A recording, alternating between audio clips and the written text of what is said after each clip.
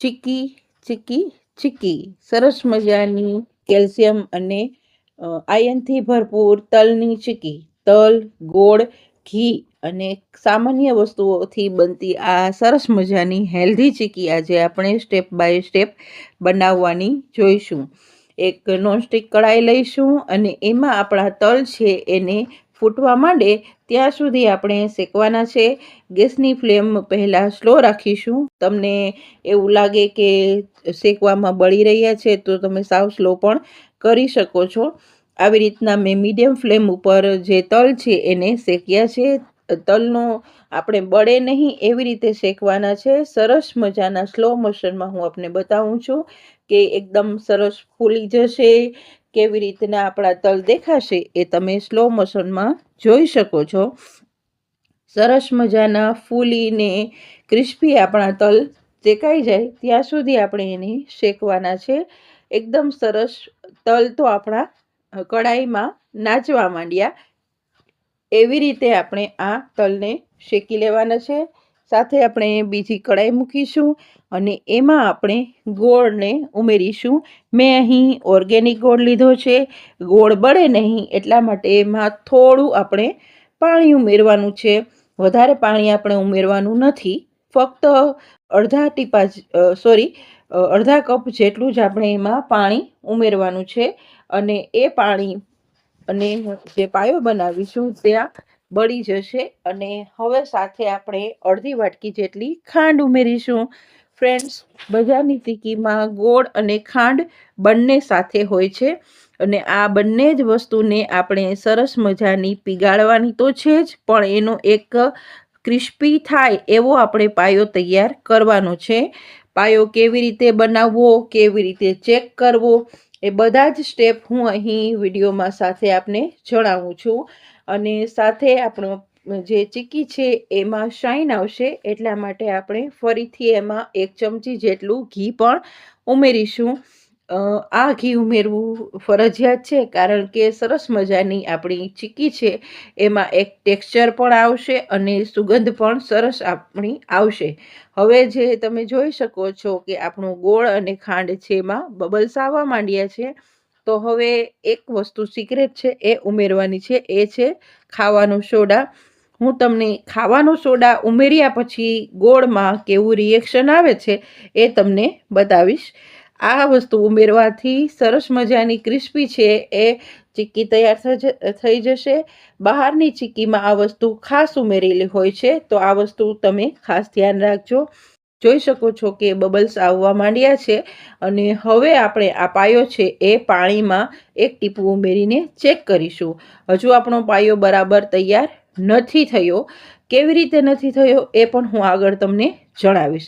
હવે ફરીથી આપણે એને કન્ટિન્યુ 1 મિનિટ માટે ચલાવશું અને ત્યારબાદ ફરીથી આપણે એને ચેક કરીશું. ગેસની ફ્લેમ સ્લો ફાસ્ટ આપણે વચ્ચે વચ્ચે કરતા જવાની છે. ફરીથી આપણે અડધી ચમચી જેટલું ઘી ઉમેરીશું. એનાથી સરસ મજાનો પાયો તૈયાર થઈ જશે. હવે આપણે ફરીથી પાણીવાળી વાટકીમાં જે ગોળનો પાયો છે એને ચેક કરીશું. જે આપણો પાયોનું 1 ટીપું આપણે ઉમેરીએ તે ક્રિસ્પી થઈને આંગળી 2 નખ અને આંગળીની વચ્ચે તૂટવું જોઈએ ત્યારે આપણું પરફેક્ટ પાયો તૈયાર થયો કહેવાય. હવે ફરીથી આપણે ચલાવીને ચેક કરી લઈએ કે પરફેક્ટ તૈયાર થયું છે કે નહીં. જોઈ શકો છો કે સરસ મજાનું પરફેક્ટ તૈયાર થઈ ગયું છે. હવે આપણે ગેસની ફ્લેમ બંધ કરી દેવાની છે અને બંધ ગેસની ફ્લેમ ઉપર આપણે તલ છે એને ઉમેરી દઈશું અને સરસ મજાના તલ અને ગોળને એકબીજા સાથે વ્યવસ્થિત રીતે મિક્સ કરીશું. એકદમ સરસ કોટ થઈ જવા જોઈએ. હવે પછીની જે પ્રોસેસ છે તે એકદમ ફાસ્ટ કરવાની છે તો એ પણ તમે ખાસ યાદ રાખજો. હવે આ જે મિક્સ તૈયાર થઈ જાય ને એના માટે તમારે પાથરવું હોય જે જગ્યાએ એ જગ્યા ઉપર તેલ લગાડી પણ તૈયાર રાખવાનું છે. મેં અહીં સાફ પ્લેટફોર્મ કરીને રાખ્યું છે અને નીચે તેલ લગાવીને રાખ્યું છે જેથી આપણી ચીક્કી આસાનીથી ઉખડી જાય. હવે આવી રીતે જે મિશ્રણ છે એને પ્લેટફોર્મ ઉપર આપણે લઈ લેવાનું છે અને તેલમાં લગાવેલા વેલણ સાથે આપણે એને વણીશું. ફ્રેન્ડ્સ, જેવી રીતના બલ્કમાં બજારમાં ચીક્કી તૈયાર થતી હોય એ પણ આવી જ રીતના મોટા મોટા વેલણથી વણાતી હોય છે. હવે થોડો ઘીવાળો હાથ પણ આપણે કરી લઈશું. થોડું આપણું મિશ્રણ છે તે ગરમ હોય ત્યારે જ આપણે એને આ પ્રોસેસ કરવાની છે. ઠંડુ કરીશું તો તમે વણી નહીં શકો. પતલી ચીક્કી તમારે જેવી બનાવવી હોય એવી નહીં થાય. જોઈ શકો છો કે આપણી પતલી ચીક્કી તૈયાર થઈ ગઈ છે. ઉપરથી આપણે નાળિયેરનું ખમણ ઉમેરીશું. તમે ચાહો તો કોઈ ડ્રાયફ્રૂટનું ખમણ પણ ઉમેરી શકો છો. સફેદ તલની ચીક્કી છે તો તમે ઉપર શેકેલા કાળા તલ પણ ઉમેરી શકો છો. ચાહે તો કોઈ પણ મગજતરીના બી કે એવું કંઈ પણ ઉમેરી શકો છો. સરસ મજાનું આપણું ચીક્કીનું જે લેયર છે તે ભણાઈ ગયું છે અને એ જ ક્ષણે આપણે એને કટરથી કટ કરી લેવાની છે. અને ઠંડુ કર્યા બાદ કટ નહીં થાય. તો હવે કટરથી આપણે એને કટ કરી લઈશું અને પરફેક્ટ ચીક્કી કેવી હોય એ પણ તમે જોઈ શકો છો કે આપણે જ્યારે કટ લગાવતા હોય ને ત્યારે તે તૂટી જતી હોય છે. આવી રીતના જ્યારે હું કટ લગાવું છું ત્યારે તૂટશે, એટલે કે આપણું જે ક્રિસ્પી ચીક્કી આપણે જેવી જોઈએ છે એવી આપણી ચીક્કી તૈયાર થઈ ગઈ છે. જોઈ શકો છો કે સરસ આપણું ક્રિસ્પી ચીક્કી તૈયાર થઈ ગઈ. હવે આવી રીતની ચીક્કી તમે ઘરે ક્યારે બનાવો છો એ પણ મને કોમેન્ટમાં જરૂર જણાવજો. બીજું શું શું મારી પાસેથી આપ શીખવા માંગો છો એ પણ મને જરૂરથી જણાવજો.